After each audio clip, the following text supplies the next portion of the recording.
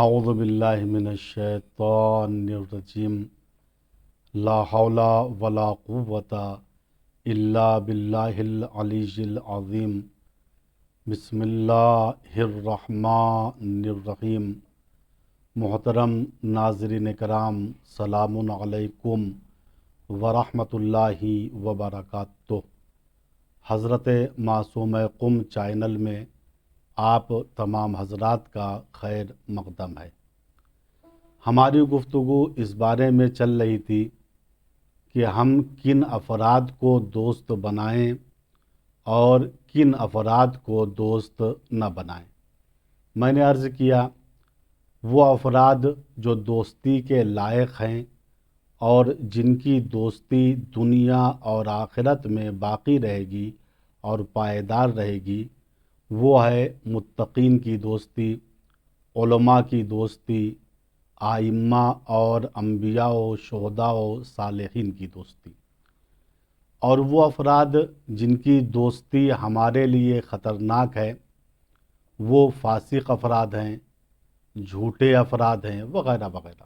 اللہ تعالیٰ سورہ فرقان میں ارشاد فرما رہا ہے وَيَوْمَ يَعَضُّ الظَّالِمُ عَلَى يَدَيْهِ یقول یا لیتنی اتخذت مع الرسول سبیلا یا ویلتا لیتنی لم اتخذ فلانا خلیلا لقد اضلنی عن الذکر بعد اذ جاءنی وکان الشیطان للانسان خذولا۔ روز قیامت وہ افراد جو گنہگار ہیں اور اپنی خطاؤں کی وجہ سے، گناہوں کی وجہ سے جہنم کی طرف بھیجے جا رہے ہوں گے، تو وہ میدان محشر میں چیخ چیخ کر کہیں گے۔ یہ سورہ فرقان میں ان کی چیخوں کو اور ان کے افسوس کو اس طریقے سے بیان کیا گیا ہے۔ وہ کہیں گے اے وائے، ہم نے اے کاش دنیا میں رسول کا راستہ اختیار کیا ہوتا۔ اور یہ کہتے ہوئے وہ اپنے ہاتھوں کو، اپنی انگلیوں کو چبا رہے ہوں گے اور ہاتھوں کو چبا کر کہہ رہے ہوں گے اے کاش ہم نے دنیا میں رسول کا راستہ اختیار کیا ہوتا۔ یعنی جس کو رسول دوست رکھتے تھے ان کو ہم دوست رکھتے، اور جو رسول کے منفور اور مبغوض تھے ان کو ہم دشمن رکھتے۔ پھر وہ کہیں گے یا ویلتا لیتنی، اے کاش ہم نے فلاں انسان کو اپنا خلیل اور دوست نہ بنایا ہوتا۔ کیوں؟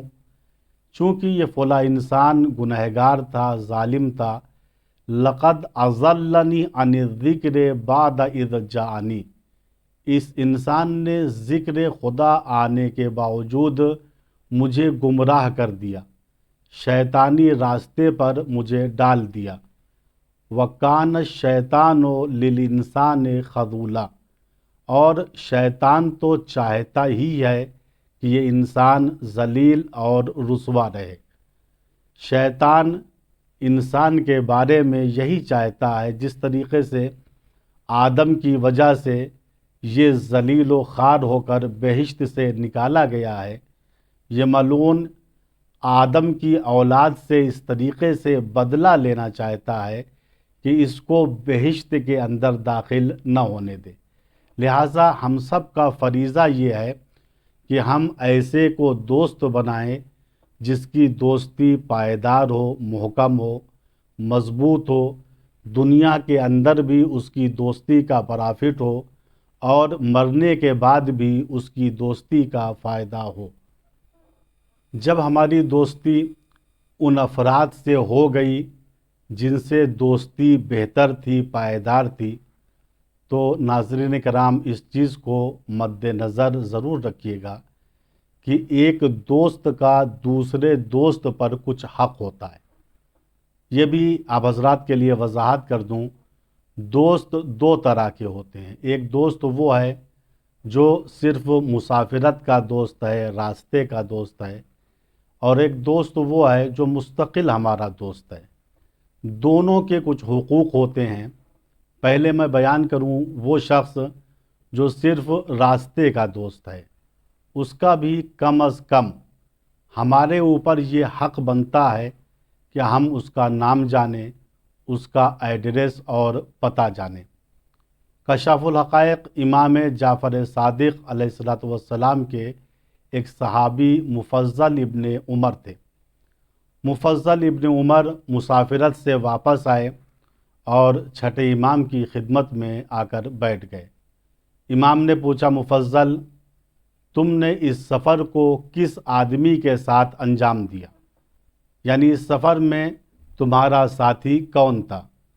اس نے کہا، یبن رسول اللہ، ایک شخص تھا جو برادر دینی میں سے تھا، ہمارے بھائیوں میں سے تھا، اور مدینے آنے کے بعد ہم اپنے محلے کی طرف چلے گئے اور وہ اپنے محلے کی طرف چلا گیا۔ امام نے پوچھا، اس کا نام کیا تھا؟ وہ کہاں رہتا ہے مدینے میں؟ مفضل نے سر جھکا لیا، کہا، مولا، مجھے اس آدمی کا نام نہیں معلوم، اس کا ایڈریس اور پتہ بھی مجھے نہیں معلوم۔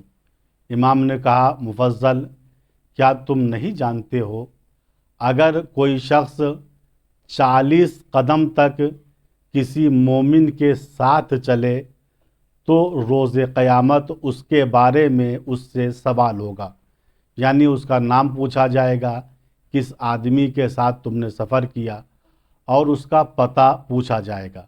لہٰذا اگر 40 قدم تک بھی کسی کے ساتھ مسافرت کرو تو کم از کم اتنا حق اس کا تمہاری گردن پہ بنتا ہے کہ تم اس کا نام جانتے ہو اور اس کا ایڈریس جانتے ہو۔ یہ ہے سفر کا دوست۔ ایک مستقل دوست ہوتا ہے۔